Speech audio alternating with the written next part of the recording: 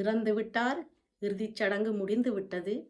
அவரவர் அவரவருடைய வாழ்க்கையை வாழாமல் இன்று வரை பல்லாயிரக்கணக்கான மக்கள் வெறும் ரசிகர்களாக மட்டுமல்லாமல் அவரை ஒரு சகோதரனாக, மகனாக, ஒரு நல்ல மனிதனின் உறவாக எண்ணி தினமும் தினமும் அவருடைய சமாதிக்குச் சென்று அழுது புரண்டு வணங்கி அவருடைய குடும்பத்தாரை தம்முடைய குடும்பத்தாராக எண்ணி ஆறுதல் கூறி வருகிறார்கள்.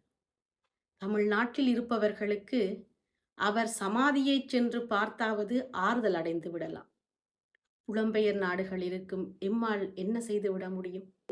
அவரை எண்ணி அவர் நினைவாக இப்படியான காணொளிகளையும் பேச்சுகளையும் கவிதைகளையும் தான் எம்மால் அவருக்கு சமர்ப்பிக்க முடியும்.